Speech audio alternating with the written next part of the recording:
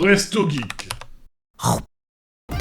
Bienvenue dans l'atelier d'art ours et sculpture. Vous l'aurez compris, chez nous, l'ours est roi. Il y a un serpent dans ma botte.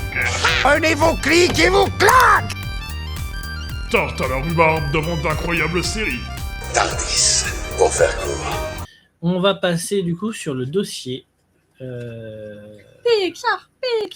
Les 40 ans de Pixar, une incroyable histoire. Alors, j'ai tout préparé. Mes chers collègues ne sont pas au courant parce que je voulais leur faire la surprise et leur poser des questions en même temps.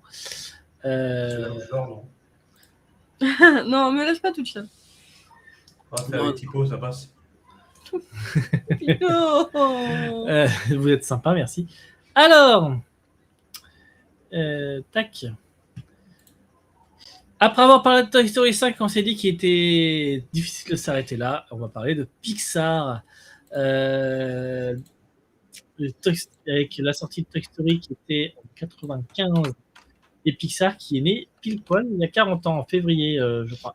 Le nom a été déposé en février 86. Waouh. Pixar a révolutionné l'animation à jamais avec de très grands succès.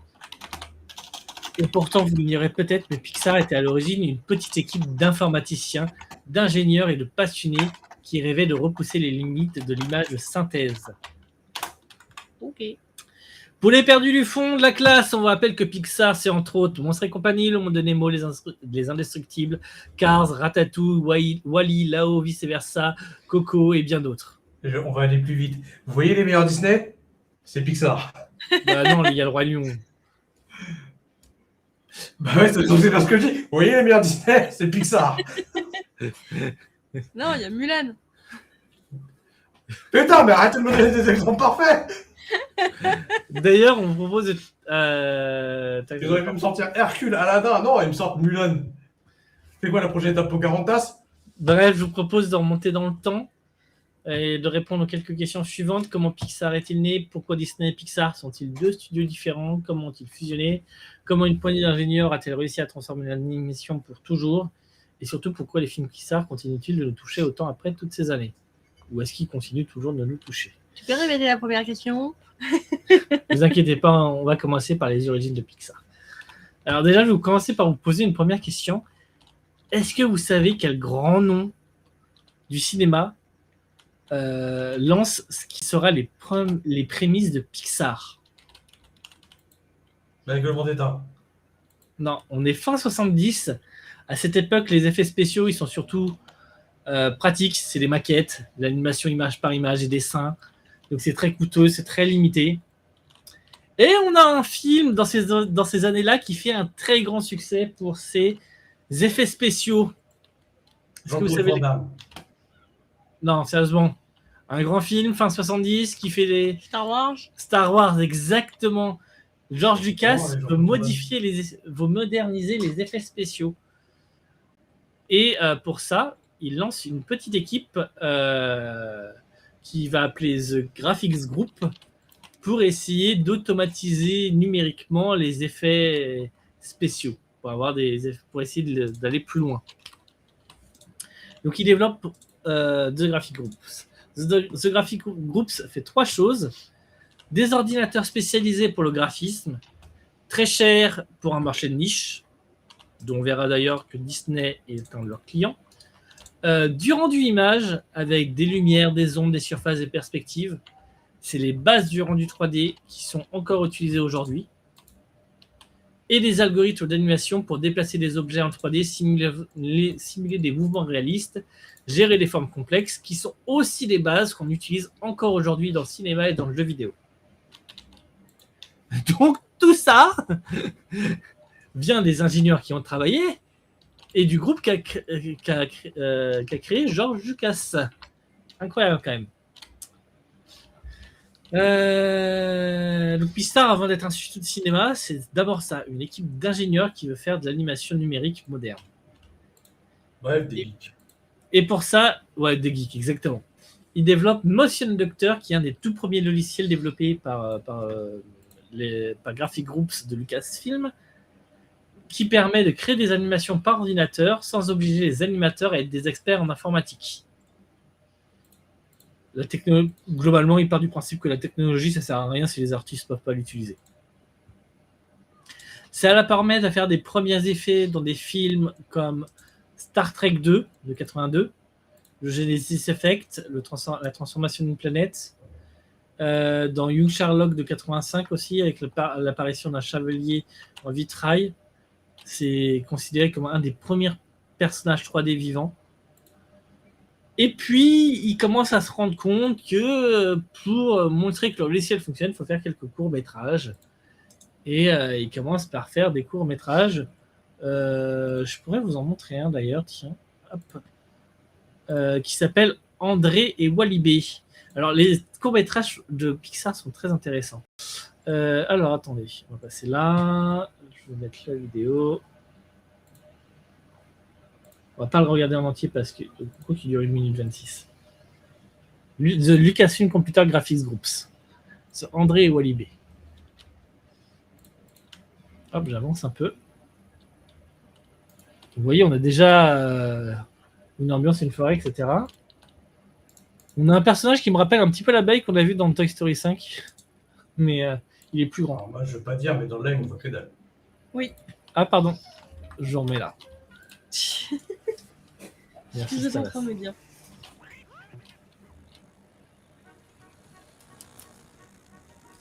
Hop, une abeille, etc. Donc voilà, des petites animations. Oh, regarde là-bas. Voilà, donc ça, c'est un des premiers courts-métrages. L'autre court-métrage que je peux vous montrer, je vais peut-être aller un petit peu en avant de ce que je voulais vous montrer, mais ça s'appelle Luxogière. C'est trop chelou comme nom. Trop chelou, mais bizarrement, ça va vous dire un truc. Déjà, vous reconnaissez une balle. Dès qu'il y a une balle, on la retrouve. Elle est dans beaucoup de Pixar, cette balle. Dans Monster Company, je l'ai vue. Et vous reconnaissez surtout une lampe iconique. Ouais. La lampe de Pixar qui s'appelle Luxo. Et il y a Luxogière aussi qui arrive juste après. Putain, ça a un nom. Oui. Oui, je savais pas qu'elle avait un nom. Bah non. Voilà. Si vous voulez aller sur Disney+, vous allez avoir plein de vous tapez court-métrage Pixar, ils ont fait plein de courts-métrages. Je pense que vous en avez vu certains peut-être. Ils sont vraiment cool. Donc avec ça, on a les premiers vrais tests d'animation de personnages, des petites histoires simples, des mouvements télé très avancés. On montre qu'on peut faire on peut rendre des objets vivants. Les objets peuvent être des personnages. Retenez ça. Non. Autre question pour vous tous, dans le chat aussi. En 86, Lucas a des gros problèmes financiers à cause de son divorce et des revenus sur Star Wars qui commencent à baisser. Un grand nom de la tech va racheter le service graphique pour 5 millions de dollars. Bill Gates. Non, presque. Et débourser encore 5 millions de dollars pour fonder et donner un capital à l'entreprise qu'il nommera Pixar. Est-ce que vous savez qui c'est? C'est le mec des George Clooney. Non, c'est pas George Clooney qui est là. Le mec des iPhones, j'ai perdu son nom. C'est le mec des iPhones, exactement. J'ai un trou de mémoire sur son nom. T'as là, mais... tu l'as pas non plus? Steve Jobs. Voilà. Exactement, voilà, Steve Jobs. Steve Jobs qui venait d'être viré d'Apple, mais 10 millions pour acheter ce Pixar et lui donner un capital de départ. Donc, merci et dépose Pixar comme nom. Pourquoi? Parce qu'il pense que la 3D va révolutionner le cinéma, la publicité, les logiciels. Et il leur donne de l'argent et il les laisse expérimenter, faire des courts-métrages et des démos techniques et vendre leur PC. Du coup, on a des débuts du studio d'animation parce qu'ils commencent à faire des courts-métrages, etc., qui permettent de tester leurs outils, impressionner l'industrie, montrer le potentiel artistique. Luxogière que je vous ai montré, c'est sorti en 86. John Lester, qui est un des patrons, qui est là depuis un des débuts, il se dit que et si on pouvait donner vie à des objets simples, une lampe de Pierrot, ça devient un personnage. L'animation et un de leurs leitmotifs qui est un peu toujours là, c'est l'animation ne dépend pas du réalisme, mais de l'émotion. qui est un des leitmotifs de Pixar. C'est un énorme succès. Le court-métrage est nommé aux Oscars, Lux JR. Pour la première fois, Hollywood comprend les ordinateurs pour raconter des histoires. Entre 87 et 89, les courts-métrages s'enchaînent avec Red Dreams, Tin Toy. Tin Toy, c'est un petit jouet avec des cymbales qui essaye d'échapper à un bébé qui veut jouer avec. Y a-t-il le singe dans le cerveau d'Homer? Non, non, il a une tête ronde. Oh. Knick Knack, que moi j'avais vu en regardant Nemo, donc vous l'avez peut-être vu. Il était peut-être sur le DVD de Nemo, je crois, qui est un bonhomme de neige dans sa boule à neige et qui veut rejoindre une sirène qui est à l'extérieur de la boule à neige. Alors il fait tout pour essayer de sortir, sauf que la trappe pour sortir est en dessous de la boule à neige. Donc il essaie de la faire bouger, etc. Le court-métrage est vraiment incroyable, je vous le conseille. Enfin incroyable, c'est drôle, quoi, c'est marrant. Bref, ça leur permet de tester les personnages, les mouvements, les émotions, les outils techniques. Tiny Toy raconte l'histoire d'un jouet vivant, etc. Et est-ce que vous connaissez l'un des principaux acheteurs de Pixar Image Computer? Je vous l'ai dit tout à l'heure, c'est Disney. Un des principaux acheteurs, c'est Disney, parce qu'ils avaient un but, c'était de remplacer la méthode Ink and Paint. Est-ce que vous savez ce que c'est? Là, on va partir sur du technique un peu. Oula. Alors. Quelque chose en rapport avec de l'ombrage et du... Ouais, c'est ça. Alors, attends. Pourquoi j'ai une image? Non, c'est ça. Ok. Donc, à l'époque, je vous montre ça. À l'époque, on dessinait chaque image sur du papier. Après, on reproduisait ça sur un celluloïd. On faisait les contours d'un côté et on faisait les couleurs de l'autre côté de ce celluloïd. On empilait tout ça et on faisait une photographie. Là, ce que veut automatiser Disney, c'est toute cette partie-là parce que c'est hyper long. Vous devez faire les contours, faire la couleur. C'est très, très long. Pour vous montrer un peu comment ça fonctionnait, vous avez une sorte de calque comme ça et une grosse caméra comme ça. Vous pouviez mettre vos différents plans et les rapprocher, les écarter, etc. pour faire des impressions. Les images dans le live. Ah, pardon. Hop, voilà. La régie. Oui, la régie se débrouille comme un peu. Autre chose que je voulais vous montrer aussi, que je ne vous ai pas montré tout à l'heure, mais c'est sur les effets spéciaux, comment ils ont été faits dans Star Wars. On les dessinait. À droite, vous avez l'image dessinée et avec un gros trou au milieu sur lequel on incrustait la vraie scène. Donc, ce que vous voyez là, l'image qui est à gauche. Donc, à gauche, c'est le rendu final. Donc, voilà, on était sur ce genre de rendu de choses. Donc, il fallait faire évoluer tout ça. Donc, Disney, si je reviens sur Disney, ils ont leur multicaméra comme ça et ils se disent qu'ils ont leur multicaméra, etc. Ils disent que, faire les contours, c'est long. En plus, c'est refaire un truc qu'on a déjà fait. Les couleurs, c'est long, c'est cher. Il faut les bonnes couleurs. Il faut tout le temps utiliser la même couleur. Les couleurs, ça coûte de l'argent. Je vous rappelle que, par exemple, les Simpsons sont jaunes parce que jaune, ça coûtait moins cher que vert. Le jaune coûtait moins cher que le vert. Il ne faut pas bouger, etc. Ils disent qu'on pourrait faire tout ça numériquement. Le principe, ce serait que on continue à dessiner sur du papier, on numérise le papier, après on peut mettre les couleurs. L'avantage, c'est que les couleurs, on en a des milliards sur l'ordinateur, peut-être pas des milliards, mais beaucoup plus. On peut tout leur mettre la même couleur. Et après, la superposition des calques, on peut tout ça, faire ça numériquement. Et donc, on peut gagner un temps fou. Et du coup, c'est ce que Disney veut essayer d'automatiser. Et c'est sur quoi Pixar travaille un peu aussi. Le problème, c'est que ça commence à marcher un peu, mais Pixar perd beaucoup d'argent. En 90, ils perdent 8,3 millions de dollars. Wow.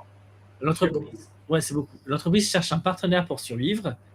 Dans le même temps, ils déménagent des bureaux des bureaux Skywalker, du Skywalker Ranch vers Richmond, qui sont leurs premiers bureaux avant d'avoir d'autres bureaux après.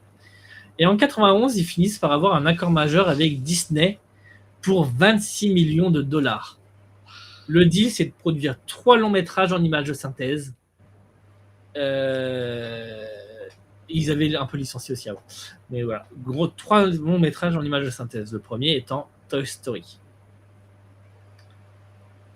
Steve Jobs, avant ça, et même un peu à ce moment-là, et en mode je vais peut-être vous revendre quand même, ça commence à faire beaucoup. Mais Disney finit par confirmer la distribution du film pour Noël 95 et Steve Jobs donne une seconde chance à Pixar. Heureusement, le film connaît un énorme succès, 350 millions de dollars de recettes mondiales. Pixar devient un acteur majeur du cinéma d'animation. Eh bien. En 97, là, un accord stratégique est renforcé entre Pixar et Disney. 5 films en coproduction sur 10 ans. Et Disney prend 5% de Pixar. Et c'est comme ça que Pixar est devenu un studio d'animation. Ils ont réussi à stabiliser leur situation financière. Ils se sont installés à Emeryville, qui est actuellement, où il y a actuellement leur Pixar Campus. Voilà. Ensuite, j'aimerais aborder la partie technique de Pixar, parce que bon, on sait, c'était des gros geeks à la base. Et du coup, ils conservent cet ADN-là en faisant toujours de la R&D. Ils ont un logiciel qui s'appelle Renderman, qui est utilisé par toute l'industrie, globalement, qui permet de faire le rendu en 3D. Ils transforment les modèles 3D en images finales, lumière, ombre, texture, réalisme. Ok. C'est un standard dans le cinéma, c'est utilisé par tout le monde, même pour faire des VFX, tout ça. Une grosse révolution industrielle encore qui vient de Pixar. Et Pixar se dit que l'occasion de faire un film, c'est aussi l'occasion de rencontrer une nouvelle difficulté et de la résoudre. Et souvent, ils choisissent les histoires en fonction de ce qu'ils veulent tester techniquement. Logique. Voilà. Alors, je vous propose que vous me donniez des noms de Pixar et qu'on essaie de voir les challenges techniques qu'il y a pu y avoir dans ces Pixar-là. Je vais commencer quand même. On va pas parler de Toy Story 5 puisque c'est le dernier qu'on a déjà parlé. Je vais commencer par Toy Story le temps que vous réfléchissiez. Mais Toy Story, déjà, rappelez-vous, ils s'étaient dit il y a quelques années que, oh bah dis donc, les jouets, ça fait des bons personnages. Ah bah cool, ça permet de faire Toy Story. L'avantage, c'est que à cette époque-là, c'est plus facile à faire que les humains. Le plastique, c'est plus crédible que la texture d'une peau. Les mouvements des jouets sont plus rigides, c'est plus facile aussi. Pas de peau réaliste, pas de cheveux complexes, les surfaces sont simples. D'ailleurs, vous remarquez que tout ce qui est un peu réaliste dans le film, les gamins, etc., les adultes, sont pas incroyables. C'est normal, hein, c'était le premier long métrage de ce genre-là, hein, mais comparé à aujourd'hui, on a fait un gros step, quoi. Donc c'était le film idéal pour commencer. Est-ce que vous avez des films Pixar du coup? Cars, oui. Mais j'ai pas grand-chose à dire dessus. Parce qu'il a pas mal de trucs. Peut-être la gestion de la vitesse, peut-être. Mais on avait déjà pas mal de choses là-dessus. Nemo.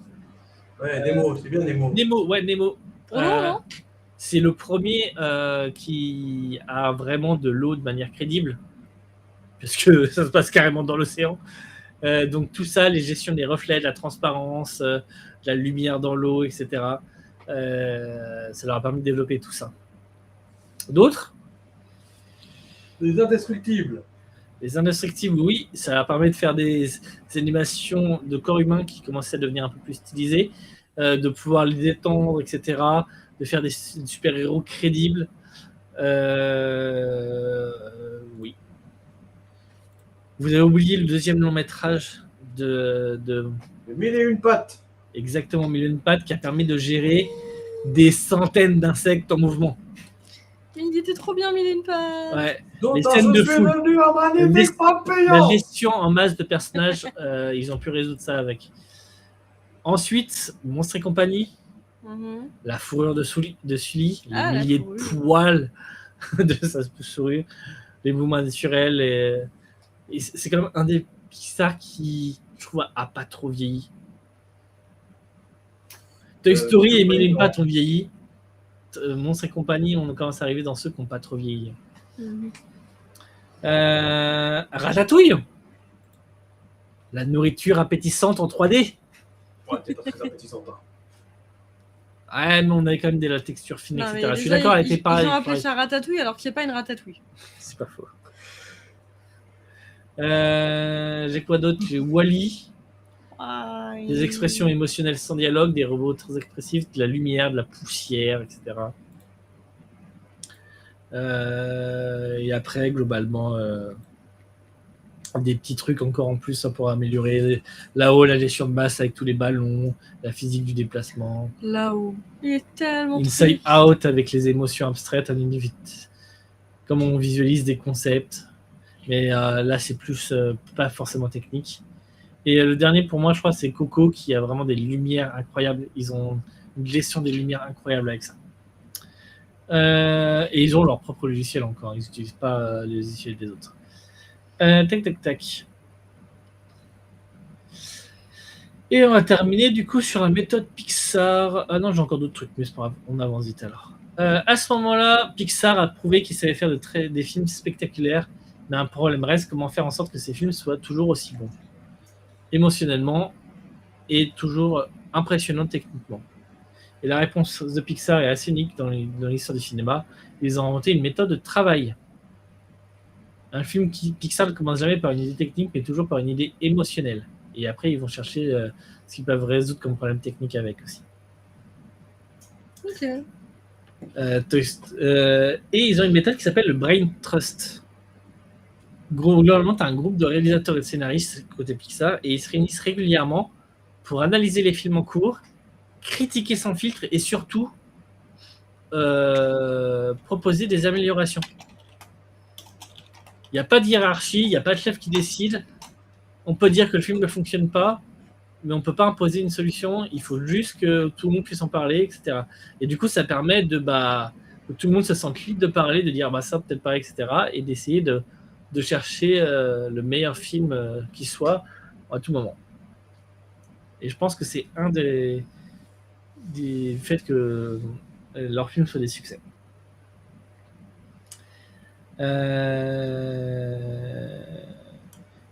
Il fonctionne aussi en itération.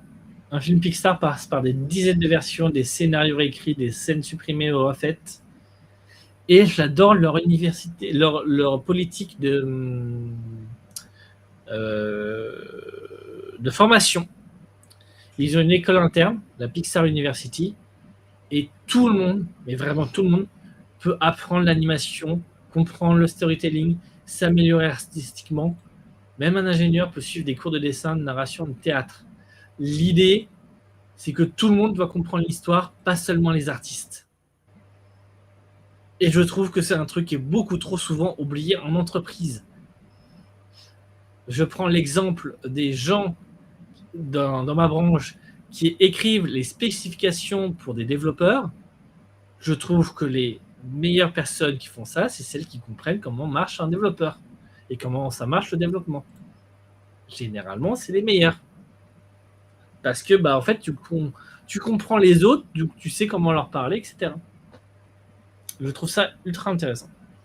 Bref, tout ça est bien joli. Pixar fait d'énormes succès. Par contre, derrière, en fait, ce qui se passe, c'est qu'il y a quand même des grosses tensions avec Disney. Je ne vais pas vous faire tout l'historique, mais globalement, ils font un Toy Story 2. Disney leur fait non, mais dans le contrat qu'on avait passé entre nous, les suites, ça compte pas. Alors, lui, il compte pas. Disney prend 50% du bénéfice alors qu'ils font que la distribution. Bref, pas mal de trucs comme ça. Pixar va essayer de remettre un peu les pendules à l'heure, reprendre un peu de pouvoir, etc. C'est compliqué. Il y a même un moment où Steve Jobs annonce qu'il cherche un nouveau distributeur que Disney. Finalement,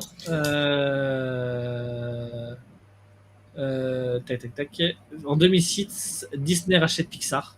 Donc ça a quand même duré 10 ans, je crois, leur tension. Avec un accord historique. Pixar garde son identité créative, c'est un studio à part, avec un chef à part, etc., pour garantir le fait qu'il puisse être à part. Et Steve Jobs obtient 7% du capital de Disney. Et ça devient le plus gros actionnaire, en sachant que le premier actionnaire avant lui avait 1% et des brouettes du capital. Steve Jobs détient 7%. Par contre, il est plus président de Pixar. Mais bon, il est président de Disney qui a Pixar. Donc bon, enfin, il est au conseil d'administration de Disney. Évidemment, l'un dans l'autre. C'est ça. Ça se goupille bien. Après le rachat par Disney, Pixar rentre dans une nouvelle ère. Le studio continue de sortir des films, parfois brillants, parfois plus discutés, mais toujours attendus comme des événements. Et surtout, une question commence à apparaître chez les spectateurs. Est-ce que Pixar est toujours au même niveau qu'avant ? Après le rachat de Walt Disney, Pixar garde sa méthode, etc. Tout va bien, mais il dépend davantage du groupe Disney. Du coup, on a une augmentation des suites et des franchises. Il devient plus industriel. Merci Disney. La plus grosse preuve est le Toy Story 5. Hein. Bah, ou Cars, il y en a eu 3 ou 4, non ? Il y en a eu 3. 3. Il y a même eu, je crois que c'est Toy Story 3. En fait, Pixar ne voulait pas le faire. En fait, avant qu'il y ait eu le rachat, Pixar ne voulait pas le faire. Du coup, Disney l'a donné à quelqu'un d'autre. Parce que en fait, Pixar n'avait pas les droits sur ses licences non plus. Et du coup, il y a eu un gros cafouillage et finalement, Pixar a fini par le reprendre et le faire. Mais Pixar ne voulait pas le faire à la base. On a quand même toujours des grands succès modernes, vice-versa, Coco, Soul, Élémentaire. Mais on a toujours quand même trop de suites, les Toy Story, les Cars 2, 3. En sachant que je crois que si je suis Hydro, Cars 2 est vraiment pas ouf. Ou non, c'est le meilleur, je sais plus. Mais il y en a un qui est pas ouf, je crois. Faudrait que je les regarde, je les ai pas vus, Cars 2 et 3. Mais on a des suites qui sont quand même intéressantes, comme Monstre Academy, Le Monde de Dory, qui sont pas vraiment des suites et qui sont cool. D'ailleurs, j'ai appris qu'on avait un Monstre et compagnie 3 qui est en préparation. Ouais. Bon, j'ai aussi appris qu'on avait un La Reine des Neiges 3 et 4 au moins en préparation. Et ça me déprime. Non, il y a Les Indestructibles aussi, il n'y a pas un 3 aussi en... Peut-être, ouais, je crois. Dans ouais. les cartons. Si, il sort en 2028, je crois. Ouais, c'est donc ça. Bref, il y a beaucoup de gens qui considèrent que Pixar est devenu un peu trop commercial à cause de Disney, que la magie est moins constante. Je trouve que c'est un peu vrai, du coup, avec Toy Story 5, j'ai trouvé moins magique que les autres. Mais malgré ça, Toy Story 5 était énormément beau. La technique de Pixar, elle est là, c'est beau, etc. Puis ils font pas que des suites au final. Oui. Et leurs suites ont souvent quand même un intérêt. Bon, en fait, j'ai l'impression que ça dépend de si ça vient d'eux ou si ça vient de... Si c'est une commande. Parce que tu vois vice versa 2, t'as vraiment un intérêt parce qu'elle grandit, elle a des nouvelles émotions. Ouais, bah, Toy Story 5, t'as un intérêt aussi vu ce qu'il racontait. Mais on aurait pu s'en passer, avoir un autre truc qui parlait de ce sujet-là, je pense. Mais même si c'est compliqué vu que en fait ça touche les jouets. Mais bon. Bah, c'est ça touche les jouets. Je vois pas faire une nouvelle licence alors que t'as déjà une licence qui touche les jouets. Pourquoi pas faire de nouveaux personnages. Ah, ils pourraient garder la licence et faire de nouveaux personnages. Hein. Bon, enfin bref. Bien. Non, c'est mieux de garder la même licence parce qu'en plus là ça permet de toucher les nostalgiques et les vieux. C'est vrai. Puis leurs nouvelles licences sont cool. Voilà, c'était 40 ans d'histoire de Pixar. Et attends, on va revenir sur un truc. Ouais. Vous savez c'est qui les scénaristes de Toy Story? Je sais plus. Dis-moi. Andrew Stanton, Joel Cohen, Alex Sokolov et Joss Whedon, qui normalement doit parler à des fans de la trilogie du samedi. Parce que du coup. Parce que c'est le créateur de Buffy contre les vampires. Et d'Angel. Oui, du coup, dans C'est cool. Entre autres, pour les spin-offs de Buffy contre les vampires. Quoi. C'est cool. Ah, il vient de voir aussi, c'est celui qui a participé à Marvel les Agents du Shield aussi. Bon, c'est une série un peu moins marquante, mais. Bien. Pour terminer, je voulais vous demander, à votre avis, est-ce qu'on va encore avoir des bangers de Pixar ou est-ce qu'on est fini? On a fini. Oui. On La va avoir que réponse des est oui. franchises. Avec le gâteau. Voilà. Et ben on espère que Pixar continuera à nous surprendre. J'ai pas regardé quels étaient les prochains Pixar. Bah, pour moi, du coup, dans les suites, il va y avoir Les Indestructibles. Attends, si je fais liste des films Pixar, il y a peut-être les suites. Mais en général, t'as souvent au moins Il y a un truc qui s'appelle Gâteau. avec un chat. Ouais, Ono Ghost Market. ça va être génial. Les Indestructibles 3 et Coco 2. Coco 2, Alors, Coco, j'ai pas déjà vu le 1, donc je m'en fous. il est incroyable. On vient de Il le est voir. très très cool. Il est trop bien. Par contre, un 2, Ouais, le 2. ou alors il a vraiment bien grandi et c'est avec ses enfants, à lui, plus tard. Voilà, mais récemment, il y a Jumper qui est sorti, tout simplement. Alors, Jumper était pas incroyable, apparemment. Bah, je sais pas, moi j'en ai des bonnes. Et il y a Elio qui est sorti. Et Ouais, il y a Elio Elio, a il y a des très Élémentaire. bons retours. Élémentaire Élémentaire a des très bons retours. En avant a des très bons retours. Alerte Rouge aussi, qui était le premier Alerte Pixar Rouge, très, très bien. totalement produit par une femme, je crois. Possible. Mais il est très très cool. Soul aussi. J'ai pas vu celui-là. Lucas. Ah oui, il était cool. Et si vous voulez, on prend 5 minutes pour faire une tier list. Non, c'est bon, on va se coucher. Mais on peut pas faire une tier list si on n'a pas tout vu. Bah, on Si, met on peut, mais c'est chiant. Moi, je propose qu'on fasse plusieurs tier lists dans une même émission. Qu'est-ce que vous pensez dans le chat?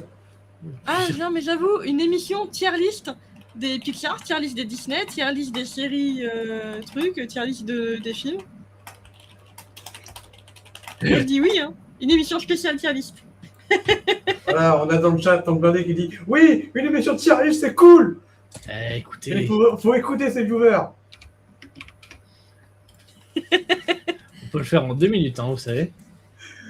Non, pas ce soir, je suis claqué, j'ai trop chaud. On putain. veut dormir. Ok, bon, on fera une tier list un soir. On fera Non, une vraie mais émission tier list de plein de tier list. Honnêtement, on peut créer une émission de tier list, c'est pas un souci. Hein. Je veux dire, c'est pas les domaines qui manquent. Oh non. Je veux dire, par exemple, c'est quoi la meilleure série animée? C'est des Zelda. Non, Code Lyoko. D'ailleurs, pour ceux qui ne savent pas, il y a une saison 5 qui est bientôt en préparation. Enfin, ils sont en train d'écrire. Et je suis trop hype. Il est trop hype. Mais c'est incroyable, les mecs originaux reviennent pour écrire, quoi. Voilà. Et ouais, on va voir ça. Ouais, alors à mon avis, le temps qu'ils écrivent, qu'ils trouvent le financement, qu'ils montent l'équipe, qu'ils fassent les dessins. Ouais, ils vont faire un crowdfunding, tu vas voir qu'ils vont l'avoir le financement. Oui, clairement. Ce sera pas un problème, ça. Mais le problème, c'est le temps de l'avoir. Et du coup, je pense qu'on se retrouve en 2028-2029. Hein. Au moins. Donc, faut que je sois patient. Ça sortira en Time Arcade. On attend toujours Wakfu. Je suis impatient. Du coup, ça va pas tarder à arriver. Bon, et ben merci à tous de nous avoir suivis. Ce fut un réel plaisir de partager tout ça avec vous. On se retrouve dans 3 mois pour un nouveau Tardis sur un sujet. J'espère qu'il est bon. Est-ce qu'on est toujours en live? J'espère. Quoi? Ok, parce que j'ai eu un OBS qui m'a dit je réponds pas. Mais on est toujours en live, tout est bon. Ok, parfait. Bien, de toute façon, c'était pour la confusion. Bien, bref. Un dernier mot, Stalas? Pensez au 10. Nexis? Deal. Deal? Ouais. Pourquoi deal? Parce que D'accord. la première série dont je vais parler. La première. Ok, d'accord. Et ben moi, Code Lyoko, voilà. Ouais, C'est cherchez. pas un mot, hein, Code Lyoko. Il y a 2 mots. Lyoko, alors. L'autre, il a dit. Ouais, bon, ouais. Pensez au 10, moi j'ai dit, hein, mais bon. J'avoue. Je suis pas centré les mecs qui filent ta gueule. Pour une fois, je passe des bails. Bref, bonne soirée tout le monde. N'oubliez pas de boire, c'est très important. Et on se retrouve le mois prochain pour MDB, dans 2 mois pour Burger Games et dans 3 mois pour de nouveaux Tardis. Ciao!